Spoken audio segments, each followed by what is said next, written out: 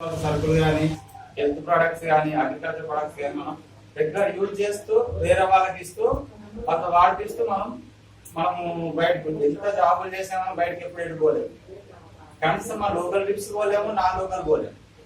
ఇందులో ఏంటంటే మనం జస్ట్ మనం వాడుకుంటే బయటకి వెళ్ళొచ్చు, చాలా ఇన్కమ్ పంపించుకోవచ్చు. మనం నేను ఇందులోకి రావాల్సిన కారణం ఏంటంటే జనరేషన్ ఇన్కమ్.